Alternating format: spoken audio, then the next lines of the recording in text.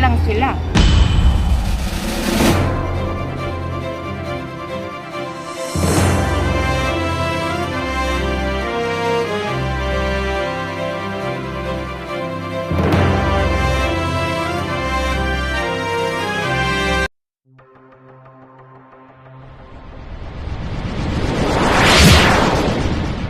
Pang Ilonggo, Please subscribe subscribe and like. and share. Ayan, magandang araw po sa lahat ating mga kababayan.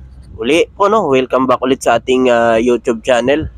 At nandito na naman po ang inyong katropa para magbigay po ng magandang balita.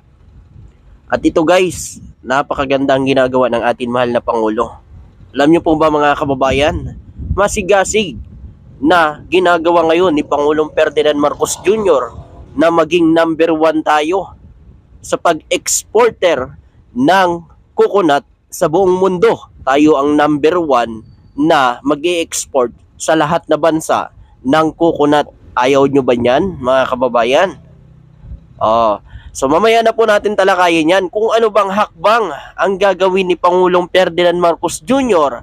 para maging number 1 tayo sa pag-export ng coconut sa buong mundo.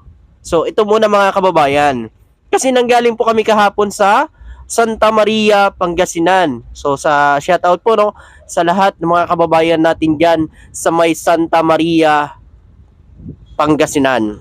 Ayan, shoutout po sa lahat ng mga nanood ng Untold Story ni Ma'am Imelda Papin, at siyempre po sa mga nanood ng mini concert ng Pamilya Papin doon kahapon. So kahapon kasi mga kababayan, meron po akong na-interview, talagang nagpapakita sa talagang full support ang pamilya niya sa mga Marcoses. So pakinggan po natin yung sinabi po ni Nanay. Hindi na, marami kasi ganun din. Nagmamahal kay Talagang Marcos. idol talaga namin Hanggang sila, sa pati dulo. hanggang sa ama. So, Oo, Nay, Ferdinand Marcos. Yes. ano pong masasabi niyo doon ngayon sa binabato po kay Pangulong BBM ng Ay kabila? naku, huwag nyo nang pansinin mga yun. Talagang naiinggit lang sila. Okay? So I really love Ferdinand Marcos Jr. and his father and Imelda Marcos. Okay? I am. Ma'am, I vote for him. ano pong nagustuhan niyo po sa mga Marcos, ma'am? Ay talaga naman. Kasi mga kung natin, kailukangon natin sila. Kaya, bakit ba? Ba't nyo tinatanong yung mga yan? Talagang, I love Marcos and his family. Na kung ano mga ibinabato sa kanila, Oo. talagang ano pa rin kami, Marcos. Marcos talaga. So yun po mga kababayan, 'di ba? Tingnan niyo naman mga kababayan. Santa Maria, Pangasinan, alam niyo naman yan, baluarte talaga na mga Marcoses yan. Tingnan niyo naman si Nanay. Siguro mga nasa 80 o 87 o 90 plus po siguro si Nanay. Pero si Nanay naman po mga kababayan, talagang mahal na mahal niya ang mga Marcos. Tingnan niyo mga kababayan yung sinabi niya, 'di ba? Napanood niyo naman, napakinggan niyo. Talagang love na love niya ang mga Marcos. So ayun pa dito sa kanya, yung mga naninira kay PBBM, naiinggit lang yan sa ginagawa ni PBBM. Birayin yung mga kababayan kung tutusin talaga, kung sila po ay maganda po yung hangarin nila, kung tinitingnan po talaga nila ang ginagawa ni PBBM, napakaganda naman mga kababayan. Napakalaking tulong sa ating mga mamamayang Pilipino. Subalit kasi mga kababayan, ayaw ata mga didishit na makita na umunlad ang bansa natin na si PBBM ang presidente. Si mukhang nasasapawan yung kanilang idolo eh. Dapat tayong mga Pilipino maging proud tayo sa magandang nangyayari dito sa Pilipinas. Huwag nating kinukontra. Ganyan dapat, nagkakaisa tayong mga Pilipino. Kasi ako mga kababayan noong panahon po ni Pangulong Duterte, full support po ako sa kanya kasi sa gobyerno, maganda naman ang ginagawa sa bansa natin. Bakit din natin suportahan? Kasi kahit sino namang presidente talaga tumataas sa mga presyo ng mga bilihin. Sino bang presidente na nagpababa ng bilihin na hindi tumaas? Di ba wala? So yun sana mga kababayan, sa lahat natin mga kababayan, suportahan sana natin ang government, magkaisa tayong mga Pilipino. Kasi hindi uunlad ang bansa natin kung tayong mga Pilipino ay watak-watak. Ganun yun mga kababayan. Tulad na lang po ngayon mga kababayan sa China. Imbis na ipagtanggol po natin ang sarili nating karagatan, kinakampihan pa po ng mga pro-China ang China, mga kababayan. Asaan po ang pagmamahal natin sa bayan? Hindi ho yan pagmamahal, mga kababayan. Kasi ang ginagawa ho ng China, hindi biro po sa West Philippines Sea. Inaangkin po nila ang teritoryo na pag-aari ng Pilipinas. At yan po ay ipinaglalaban ho ng ating mahal na Pangulo.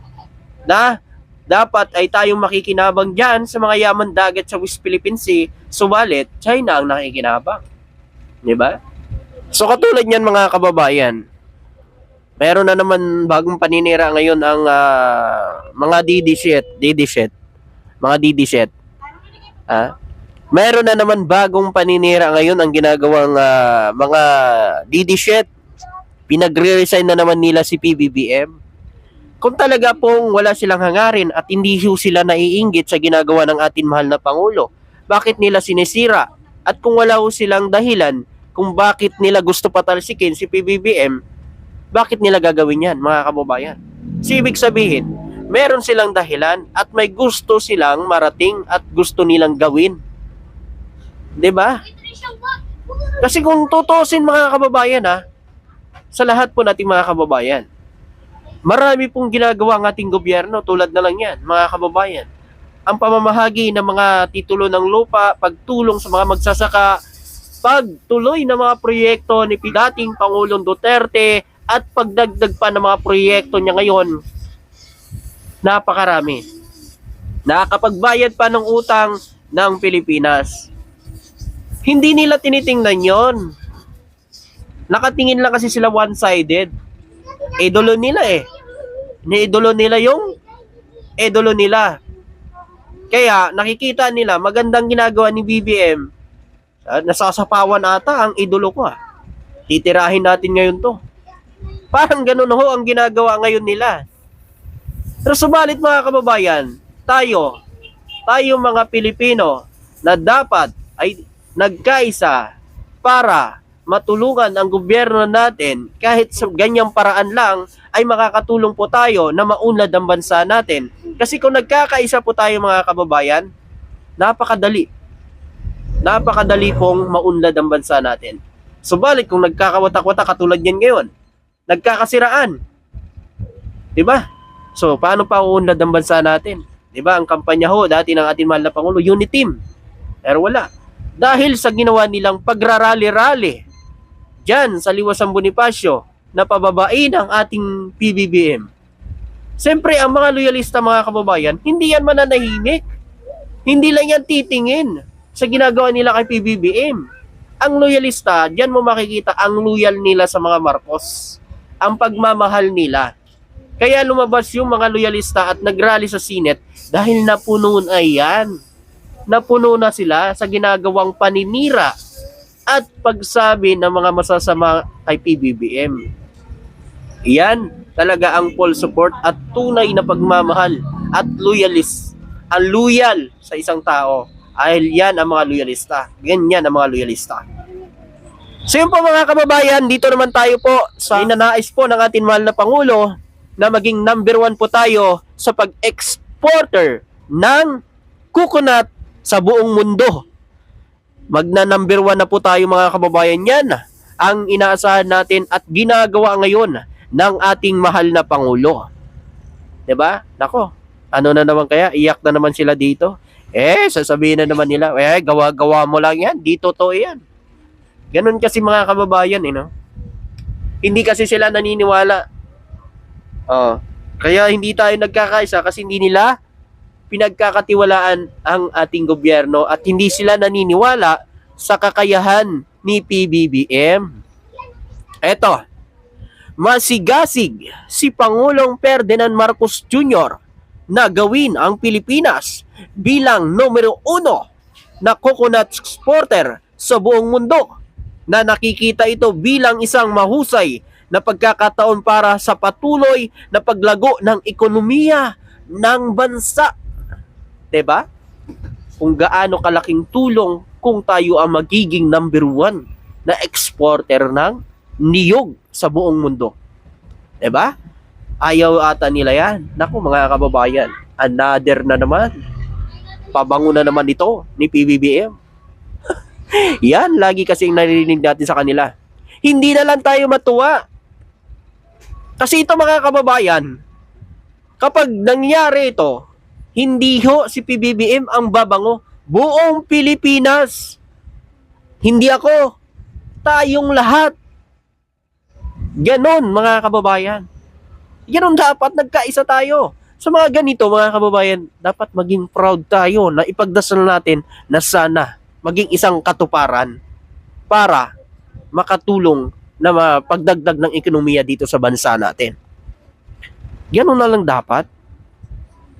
Sa isang pagpupulong kasama umano si Private Sector Advisory Council Agriculture Sector Group sa Malacanang, ipinahayag umano ni Pangulong Ferdinand Marcos Jr. ang buong suporta sa Philippine Coconut Authority sa hangarin nitong magtanim ng 100 million na puno na niyog sa 2028. Ayan na mga kababayan. Alam naman natin dito sa atin talaga, napakarami din niyog lalo na sa Mindanao. So napakalaking tulong, tapos magdadagdag pa ngayon 100 na niyog magtatanim ang gobyerno bago matapos ang 2028. So yan ang inaasahan po ng ating mga agriculture. So sana itong mga kababayan ay matuloy na ito dahil napakalaking tulong sa ekonomiya ng bansa natin. Magaling talaga ang ating mahal na Pangulo kasi alam niya, tinitingnan niya talaga mga kababayan kung ano ang makakatulong sa bansa. Ganyan naman talaga mga kababayan dapat ang isang Pangulo. Hindi lang ho puro utang. Ganun dapat. Kasi mga kababayan, kung puro lang tayo utang, hindi natin tinitingnan kung ano ang makakatulong at makakapaghatak ng pera sa Pilipinas o makapagpasok ng pera sa Pilipinas, ay wala hong mangyayari. Malulubog ho tayo sa utang. Magaling. Proud ako kay BBM dahil yan, maganda ang kanyang ginagawa sa Pilipinas. Asin, isa din. Mag-i-export na rin ng asin sa iba't ibang mga bansa. Makakadagdag na rin sa ekonomiya natin yan. 'Di ba? Sana yan mga kababayan sa mga susunod na mga presidente ay masundan ang ginagawa ng ating mahal na Pangulo. Uunlad ang Pilipinas natin. Kung tuloy-tuloy ang ginagawa nila, sundan nila ang ginagawa ng ating PBBM at nagkakaisa tayong mga Pilipino, sigurado yan mga kababayan. Siyempre hanggang dito na lang. Ikaw, ano ang masasabi mo at makukomento mo dito? Siyempre hanggang dito na lang. Maraming salamat at magandang araw sa inyong lahat.